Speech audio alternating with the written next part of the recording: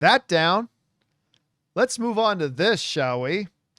Well, of course, James Bond is going to be coming, and probably coming, I'm guessing, a lot sooner than we think. Now that Amazon and MGM Studios officially now outright not only own Bond, but they have creative control over Bond since the Broccoli family sold it off to them, and they want to move quickly. I mean, Jeff Bezos immediately took to social media once they took over the character, asking fans, who do you want to see direct? Who do you want to see play Bond? All this kind of stuff.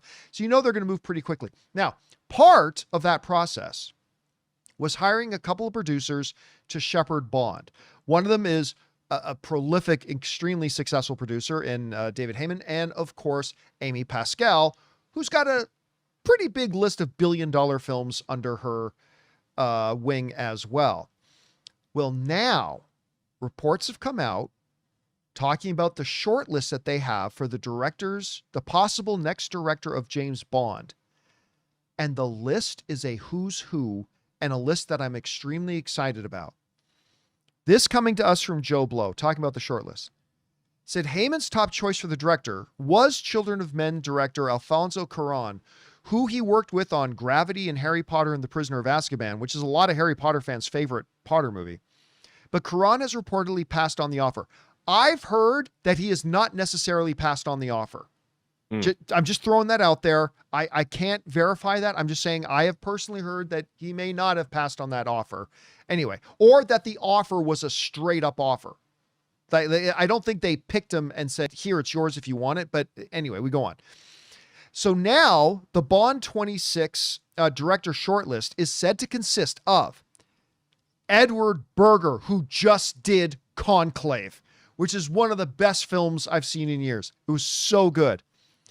Denis Villeneuve, who directed the best film movie of the last 10 years in Dune 2. Of course, it did Dune and a number of other great films. Edgar Wright from Baby Driver. Paul King, who did Paddington. And Jonathan Nolan, Christopher Nolan's brother, who just finished doing and is currently working on Fallout. Berger is said to be the only one who's already pitched his take on Bond to the producers, but the others are expected to meet with them in the coming days. But there's also speculation that Amazon may be looking at Christopher Nolan, who before was not an option to do James Bond because the Broccoli's would never let any director have final cut. But Jeff Bezos may be willing to give Christopher Nolan a final cut. Even with Bezos, it might be a bit of a far stretch. Plus, I think they'd want somebody to commit to multiple films, but still. Rob. Alfonso Cuarón.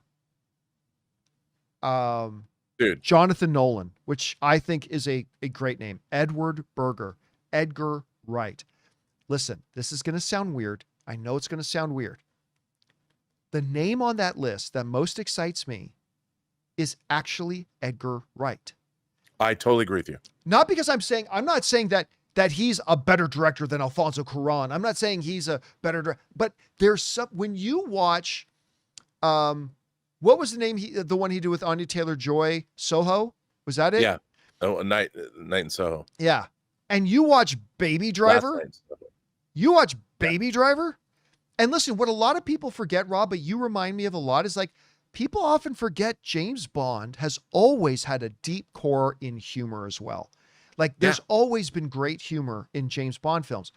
Edgar Wright clearly knows how to do that. Dude, Hot Fuzz. Oh, where he worked with the James Bond. He worked with Dalton. I mean, yeah, I forgot about that. That's right. He's actually already worked with the James Bond. Now listen, anybody on this list, if they actually land anybody on this list, whether it's a Cuarón, Denis Villeneuve, Edgar Wright, Christopher Nolan, Jonathan Nolan, on and on and on. And maybe there's some other names. But Rob, I'll tell you right now, I am already excited without a director being hired yet. I'm already excited because two things. Of course, everybody's interested in Denis Villeneuve. Of course, everybody's interested in Edgar Wright or interested. But these guys are actually pitching. These guys are actually lining up. They want to do this movie. They are doing pitches with their stories that they have. And I'll tell you what, Rob, I would be thrilled with any of these names taking this on. And even if it's not one of these names, knowing this is the caliber of directors that are interested in this project, But again, oddly enough, the one I'm most excited about would actually be Edgar Wright. And you're saying you feel the same way. Guys, we want to take a second to thank a sponsor of today's video, BetterHelp. Guys, one of the things that's really frustrating to me is that there's still a lot of stigma around men's mental health, but it should not be that way. Men are expected to always stay strong, keep it together, provide, perform, and yet over 6 million men in the US experience depression each year, and many go undiagnosed. It's okay to admit that you could use some help. Real strength is being able to say, I need to talk to someone. That's where BetterHelp comes in. With over 35,000 licensed therapists, BetterHelp is the largest online therapy platform in the world, having already helped over 5 million people. And it's super convenient. You can join sessions from anywhere, whenever it works for you. You can even switch therapists anytime at no extra charge. And the results speak for themselves. BetterHelp has a 4.9 out of 5 rating on the App Store with over 1.7 million reviews. So guys, if you're feeling the weight of the world, don't carry it alone. Talk it out with BetterHelp. As the largest online therapy provider in the world, BetterHelp can connect you with mental health professionals who understand what you're going through. Our listeners and viewers get 10% off their first month at betterhelp.com/Campea. That's BetterHelp, HELP.com/Campea. Hey, what's your take on this whole list we got here?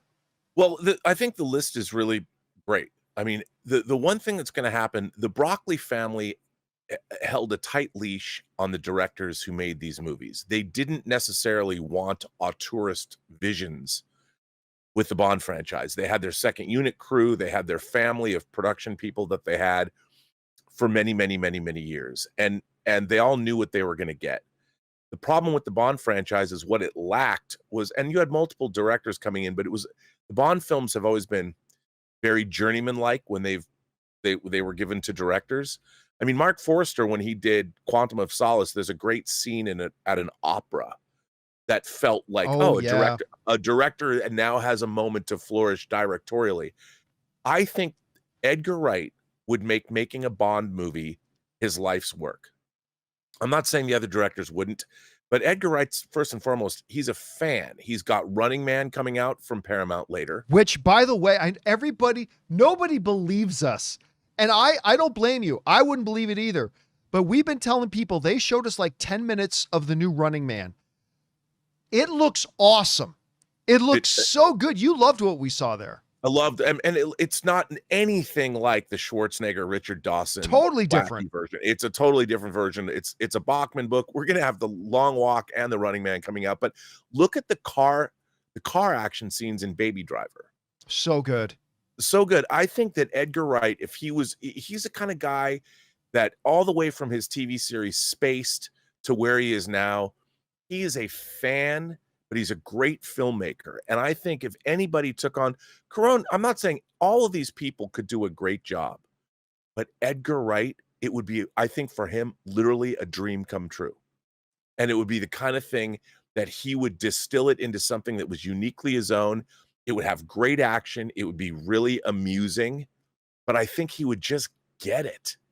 And I would love to see that happen for him. And I'll tell you something, I think the Running Man is going to be the thing that shows Amazon that, he can do it. Yeah, because everybody else, they're great filmmakers, but I think they need to be passionate about what they're doing. And I think and I'm not saying they wouldn't be, I don't know these guys, but I think Edgar Wright grew up passionate about Bond. And I think that the same way that Denis Villeneuve was passionate about Dune, I think Edgar Wright would throw his entire, whatever his essence is, would be 100% put into that movie. Listen, you just brought up Denis Villeneuve. Here's the thing, and tell me if you think this sounds crazy, but I think if Denis Villeneuve got announced tomorrow that he was directing a new James Bond movie, this may sound silly and obviously premature, but I think at that point, everybody starts thinking about James Bond as a possible contender for a Best Picture nomination. If you had like a Denis involved, like when you go over whether it's something like Prisoners or you're looking at something like his I Sicario, can't believe, dude. I mean, Sicario, he made me like the world of Blade Runner, for heaven's sakes. And what's the one he did with Amy Adams again with the aliens? Arrival. Arrival, communicating through. Wait, was that Arrival? Yeah. Yeah. Communicating through mouth. The Arrival, Zane Ziminski. I was going to say, I keep another forgetting getting that Zane confused with Ziminski and The Charlie Arrival, Sheen, Charlie Sheen. and then Ron Silver is the alien leader. All I remember about that is that the aliens had knees that bent the wrong way. That's the only thing I always remember about that. But you get Denis Villeneuve in there. Like, what would you see something like, how would you see someone like a Denis Villeneuve and what he would maybe bring to a project like this? I think it'd be amazing. I think it would be absolutely incredible. But you know, Denis Villeneuve also says that if he had his druthers, he wouldn't have people talk in his movies. He would like to go more pure cinema. And I think the thing about I think Denis Villeneuve's a little bit more serious than Bond than his movies. I mean, if you look at them, they're not lighthearted. Even if you go back to Incendies, his first feature, that's pretty dark. It's heavy, man. It's heavy. It's heavy. And Prisoners is heavy, and Sicario's they're great movies. I just don't know if Denis Villeneuve would want to do Bond. You know, I mean, I'd much rather have him do what he's doing, because Arrival's one of my favorite science fiction films of the 21st century. I love the Dune movies. I love that he's doing Dune 3. But I think Edgar Wright would give us something where it would be the man's life's work. He would inject it with because he loves characters. And Edgar Wright would focus on the character of Bond and make him, he would be both, you'd have the humor, but you'd have the hardcore. It would be Edgar Wright would combine all of the Bonds into one. He'd take Roger Moore's humor and debonair attitude. He'd take rough and tumble Sean Connery. He'd take, I guess, emo Bond, Daniel Craig, who was off, but the sort of empathetic, brutal Bond of Dalton. I mean, he would bring all those together in a. I still can't believe you just called Daniel Craig emo Bond. He's my favorite Bond. He's emo Bond. He's like, Bond. You know what? He didn't like being Bond. The other James Bonds, he absolutely enjoyed being Bond. Because we went from him becoming Bond, and if you watch Casino Royale and Quantum of Solace, he's brand new Bond, and he's doing his thing, and then we get to the third movie, Skyfall, and he's missed a step. He gets shot off a train, and he's all like, I don't know, woe is me. Craig never got a standard mission Bond movie. Where M comes in and goes, here's your mission. And he goes out and has a mission. It was always something that it was lingering from something else. Yeah, he never got about screenplay stuff. You're not talking, Daniel Craig didn't make that. No, he didn't. No, but that's the thing. He didn't get the scripts.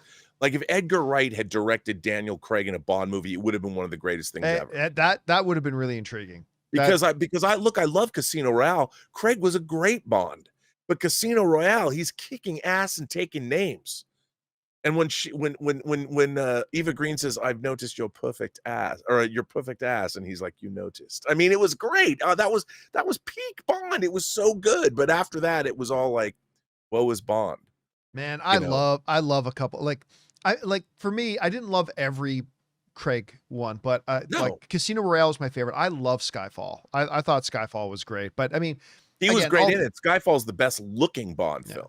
Now I'm just looking forward to him continuing to be what's his inspector's character's name again in the Glass Onion Benoit movies? Blanc. Benoit Blanc. He's great in that too. He's so good in that.